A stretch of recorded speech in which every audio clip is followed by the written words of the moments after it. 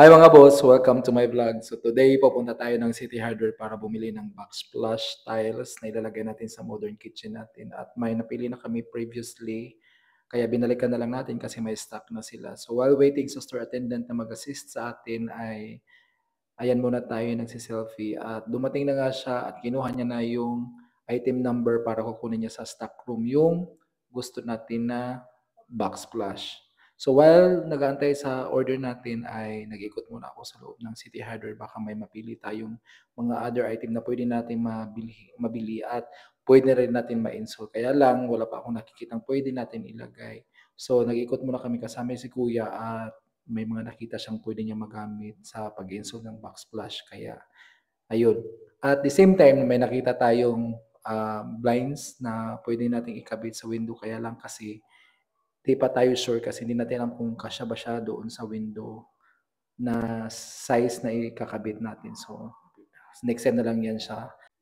May nakalimutan pala kaming bilhin na isang wooden planks para additional doon sa aming shelves kaya ayan, may available na bumili na din kami. Kaya lang kasi 'di yan kasya na size kaya nagpakuha kami sa taas ng another one para yun ang ikabit namin. Kaya lang kasi may mga nakasabay kaming bumibili din at saka marami yung binili. So buti na lang may extra pa na isa kaya nakakuha tayo. Yes! At ayun na nga guys, nakakuha tayo at yan bitbit na ni Kuya at nag-ikot na naman kami.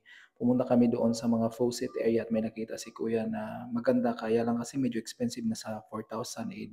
May nabili na kami doon sa Orange app kaya pass muna tayo this time. At kumuha na nga si Kuya ng parang, ewan ko anong tawag diyan, kapuya mag-Tagalog, uy magbisaya na lang tayo gikapoy nako bahala ka mo dira.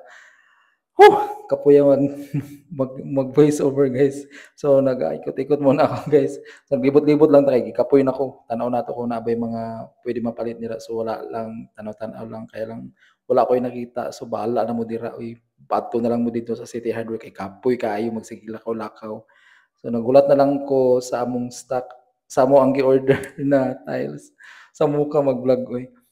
So while waiting sa tiles na mong gipalit, so niabot na siya og ilaha ng, i-check one by one og magbayad na taod-taod dito sa cashier. So kaila na ang mga cashier sa amoa, so nagmungtana siya kinsa daw ni kay Francis or kay June, ako kay June lang kay ako amang pangalan ang usually nabutang sa receipt. So yan, bayad ta since wala ta nagdala og cash, so bayad lang ta og debit card nato. So wala, nagulatan ko kay ate kay busy kay siya. So mao to siya guys. After this one punta moadto mi dito sa balay para dalon ni mga stock. So nagulat lang ko na matapos mi then aton mi diretso sa balay para mataod na ni mga backsplash na amo ang gipalit. So patapos na ko diri magbayad guys, so nag-wait na lang ko sa receipt na ihatag sa cashier kay before ta maka-exit sa City Hardware they have to check the receipt basig mo nila nangawat ta so dili pwede dapat bayaran nato siya. So enter lang tag password, passcode di ay dili password, passcode di ay sa to ang ATM. So hagwa mag-vlog uy. Hapoy ka mag-voice over so may pag magbisaya na lang ko kaya ako kay mag-Tagalog sige Tagalog. Bahala na mo dira mo sabot kung sa akong ginayaw-yaw bahala mo. Pangutana na lang mo pag chat GPT na lang mo. Very random ba kay ning vlog guys kay dili jud ko kabalo mo vlog so first time gyud ako ni mag-voice over kay dili gyud ako siya feel kay murag ka-cringe ba sa akong boses so na-check na nila atong item ug naa nami sa balay.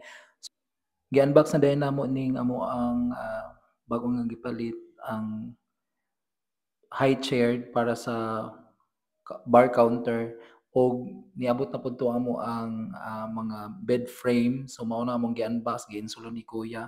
So duha ni kabuok, isa ka double ug isa ka single. So kami ni Kuya ang nag-install medyo dugay kay mi ani guys kay naglibog si Kuya or nalilito si Kuya doon sa direction na paano siya i-install kung ano yung mga sizes na dapat inuuna kaya tinulungan ko na siya. As you can see, nag-a-assist ako kay Kuya. So, very hands-on talaga 'tong kapatid ko, si Kuya. Siya yung laging nag-i-install, siya yung mga nag gumagawa nung mga, pinapa-install namin. So, kaya kaya lang kasi kailangan ko din mag-assist para ma-check din namin kung tama ba. So, okey naman na sakto naman siya. So, ito yung bed frame na in-order namin sa Orange app kasi medyo may kamurahan siya. Medyo mura siya, may kamurahan.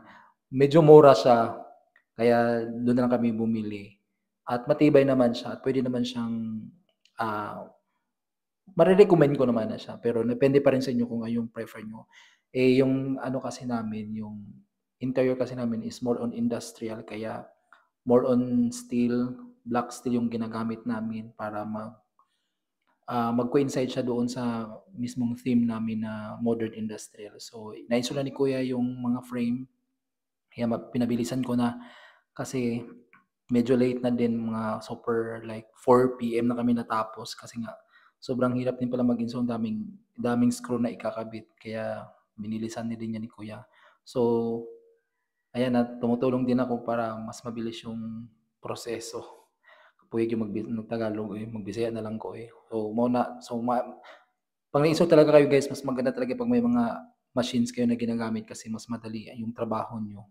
Tagalog naman pud ko, Bisaya ta oy. So, gitest sa ni kuya kung tibay ba siya. So, fortunately, okey man siya, matibay siya. So, good to go na siya at least. So, after sa double size frame, so i-install din pud niya ang single size bed frame. So, okey naman na siya. So, wala na akong ipakita ang proseso kay same ra man gihapon kaya lang ang size lang ang medyo different guys. So, kumpleto na tanan ang amoang, bed frame sa master's bedroom ug sa kids room. So, naa na siya dira. So, mao ng kids room. So, gibalhin na namo kay dira man siya pa. So, ako lang yung nag-install guys nung, towel rack. So, lahat niyan ako lang gumawa kasi ayoko na mag-ask kay kuya na siya rin magkabit kasi nga alam kong pagod na siya dahil sa pagkabit ng mga bed frame kaya kaya naman, kaya okey lang. Sanay naman tayo na ano, mapagod kaya ako lang nag-i-install, chine-check ko lang kung, tama ba yung sukat. Tagalog na pud ko, eh, kapuya. So, Bisaya lang ta guys, kay kapoy kay magsig Tagalog, mas comfortable gyud ko Bisaya kaysa Tagalog kay murag wala na ako naanad mag-Tagalog kay wala naman ko sa ano, sa Maynila, so naa naman ko sa probinsya sa Moa, sa Surigao. So, mag-Bisaya na lang ta. So, bahala mo dira kung di mo kasabot, problema na ninyo, mag-ChatGPT na lang mo. So, ako nang i-install ang face towel holder dira sa may vanity counter. So, medyo nahulog pa siya kay wala kay di siya modikit kay ang ako ang tiles, among tiles is medyo na siya mga groove so di kay siya modikit. But so far, okay naman siya. So, as you can see, okay na siya, na-install na siya tanan. So, proceed na pud ta didto sa kids, toilet and bath dito sa my hallway. So, mao to ang ilahang liguanan. So, mo-proceed na ta didto, eh. Same procedure lang gihapon, install gyapon nato itong mga items na na napalit namo dito sa Orange app. So, very easy lang siya install, kapit kayo siya. So, pwede ra mo magpalit dito pati. Nindot po siya para sa inyohang toilet and bath kung wala mo yung mga holder. So, kana siya, ma-recommend ko na ko siya kay tibay kayo siya kung nindot po siya na item. So, durable po siya. Tapos, 304 steel at ang gamit nila ani. Then, pwede po din siya i-screw kung gusto ninyo. Pero, so far, okay pa man ang kanang dikit lang kay kapit man kayo siya. So, okay na jud siya. So, ako na po siya gina-check kung tama ba ang dimension sa pag-install sa ato ang mga item na ginakabit. So, last is ako nagikabit ang face towel holder dira sa may vanity counter. So far, good to go naman siya. So, proceed na punta dito. Tapos, here you go guys. Mauna na siya ang resulta sa after na ako ma-install sa mga holder sa towel o sa tissue. Natapos na ko, nibaba na ko gikan sa second floor, dala na ko ang silhig. So mao lang to guys. Bye-bye. See you next time. Bye.